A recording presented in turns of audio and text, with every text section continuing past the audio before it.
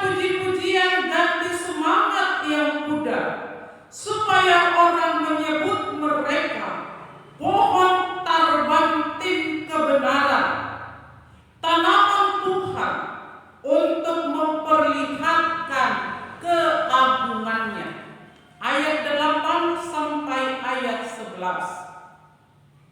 Sebab aku, Tuhan, mencintai hukum dan membenci perampasan dan kecurangan.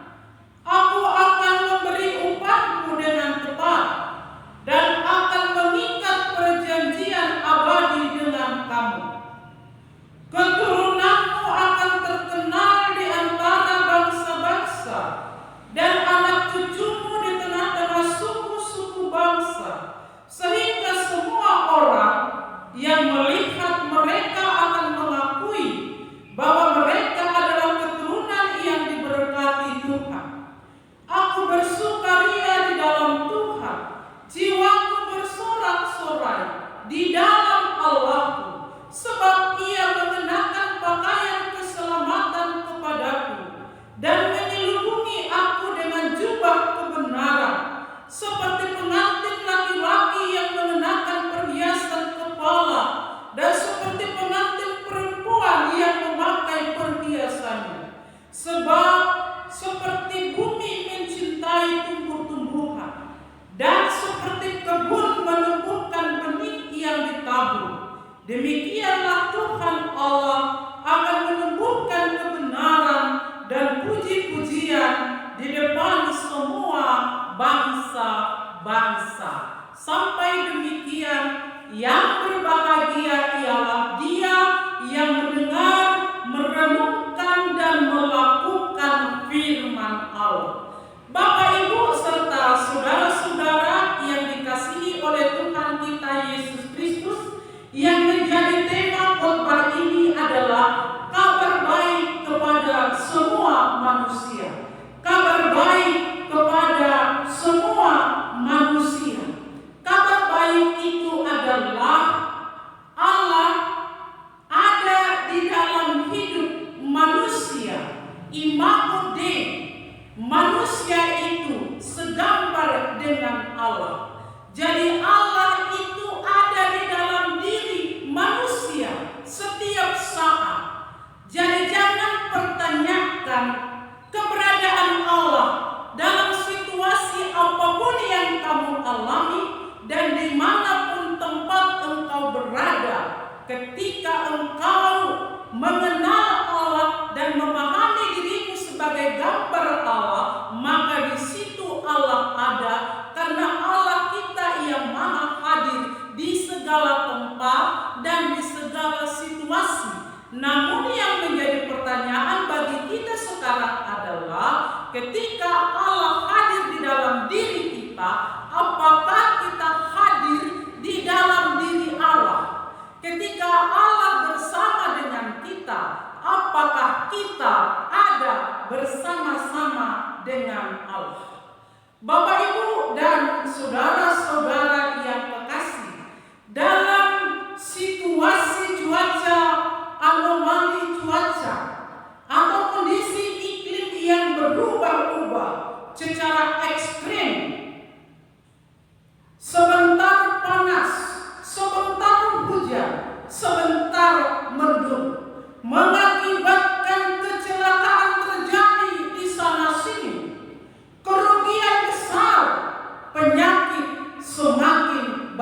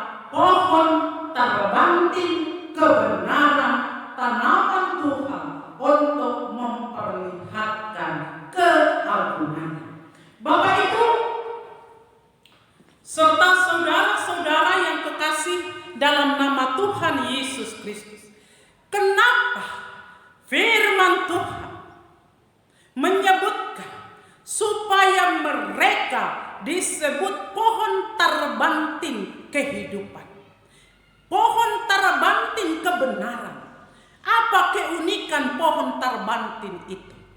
Bapak, Ibu, serta saudara-saudara, keunikan kelebihan pohon terbanting itu adalah di padang gurun, tanah yang gersang, cuaca yang sangat panas, tumbuh satu-satu pohon terbanting. Pohon terbanting itu tumbuh dengan subur. Daunnya sangat banyak dan rindang, dan tetap bertunas sepanjang waktu dan masa. Akarnya sangat panjang, bisa berukuran 45 sampai 70 meter. Untuk mencari air kedalaman 45 sampai 70 meter. Untuk mencari makanan di daerah yang gersang, daerah yang panas, di tanah yang kering itu, sehingga mampu bertumbuh dengan baik, dengan subur, bertunas, dan punya daun yang sangat rindang. Sehingga setiap orang yang lelah, yang letih, yang capek merindukan pohon itu, untuk berteduh di bawah pohon itu, beristirahat di bawah pohon itu, mencari udara yang segar di bawah pohon itu, untuk berpikir dengan baik di bawah pohon itu. Pohon itu merupakan ilustrasi menjadi satu paguyuban yang baik yang dirindukan bagi setiap orang yang mengaku dirinya imam, yang mengaku dirinya rasul, yang mengaku dirinya sebagai jemaat yang sudah diberkati oleh Allah.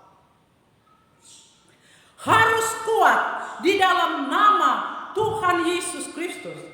Dalam situasi pandemik sekarang ini, ada kesulitan, ada penderitaan, ada kekurangan. Tetapi dalam hal itu, Allah tetap hadir. Tetapi kita harus juga memberikan bahu yang kuat, yang bisa menopang, yang bisa menghadapi setiap masalah, rintangan, kesulitan. Dan tentunya kita mengandalkan Tuhan. Di dalam Tuhan kita dapat melakukan segala sesuatu. Yohanes 15 ayat 5 berkata, di dalam aku kamu dapat melakukan apa-apa, tetapi di luar aku kamu tidak dapat berbuat apa-apa. Tetapi hanya di dalam Tuhan kita bisa bertumbuh dan berbuah. Di luar Tuhan kita tidak bisa berbuat apa-apa. Bapak, Ibu, serta saudara-saudara yang kekasih dalam nama Tuhan kita Yesus Kristus, kita memasuki Advent ketiga, Minggu Advent ketiga, masa persiapan. Untuk itu, yang perlu kita ingat dan lakukan ada dua hal. Pertama, kita harus menjadi pohon terbanting kehidupan, pohon terbanting kebenaran, yang bisa menjadi paguyuban, yang bisa menjadi pengayom, yang bisa menjadi teladan, penghibur, berbuat, mendahului kebaikan-kebaikan itu. Tentunya dengan mengandalkan nama Tuhan Allah. Yang kedua, tentunya kita harus siap siaga. Seperti ibu, seperti perempuan yang mau bersalin. Dia harus punya persiapan. Dia harus mandi dengan bersih. Dia harus membersihkan rumah tempat tinggal dia. Dia harus membersihkan kamar dia. Dia harus mempersiapkan popok bayi yang lahir itu. Dia harus mempersiapkan makanan. Dia harus mempersiapkan aroma, wangi-wangian, dengan tujuan supaya ketika orang hadir di rumah itu mengalami kenyamanan, menghirup udara segar, menghirup keharum-haruman itu, dan betah tinggal di situ. Untuk itu marilah kita siaga, marilah kita siap-siap seperti perempuan yang mau bersalin itu, untuk menghadirkan damai sejahtera, untuk menghadirkan aroma yang harum, untuk memberikan kenyamanan, sehingga setiap orang yang hadir mengalami sukacita, mengalami kenyamanan, betah tinggal di tempat itu, di tempat bersama Tuhan kita Yesus Kristus. Bapak, Ibu, serta saudara-saudara, firman Tuhan ini mengingatkan kita semua. Allah berjanji di ayat 8 dan ayat 9. Dia berjanji anak cucunya akan diberkati oleh Allah. Dan Allah juga berkata bahwa anak cucu orang yang benar, orang yang setia kepada Allah, tidak pernah menjadi peminta-minta dan tidak menjadi ekor, tetapi menjadi kepala dan menjadi berkat.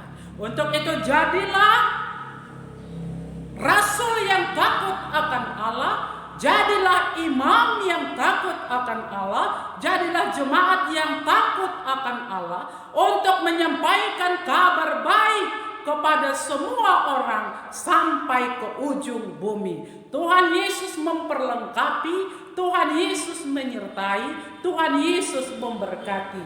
Ebenezer, Allah penolong. Amin. Kita berdoa. Bapa di surga, Allah kami, terima kasih firman-Mu yang mengingatkan kami, kabar baik harus sampai kepada semua manusia. Kabar baik itu adalah Allah menjadi keselamatan kepada semua manusia. Maka kami diingatkan dengan apapun kesulitan, masalah, rintangan yang kami hadapi, bersama dengan Yesus kami bisa melampauinya, menghadapinya dengan pertolongan, hikmat dan kebijaksanaan yang berasal dari Tuhan. Dan biarlah kami semua bersyukur menyambut berkat yang Tuhan sampaikan, berikan kepada kami. Ajar kami bersyukur dan ajar kami menjadi berkat dimanapun kami berada dan di dalam situasi apapun, sehingga gambar dan rupa Allah ada di dalam hidup kami, dan di dalam Tuhan kami bisa berbuah buah kebenaran, terkhusus kasih terhadap Allah dan kasih terhadap sesama manusia. Terima kasih Bapa, firman-Mu yang memberkati kami. Dengar kabulkan doa kami dalam nama Tuhan Yesus Kristus. Maka anugerah Tuhan kita Yesus Kristus, kasih sayang Allah dan persekutuan Roh Kudus menyertai, melindungi dan memberkati kamu sampai selama-lamanya. Amin. Shalom Bapak, Ibu dan saudara-saudara.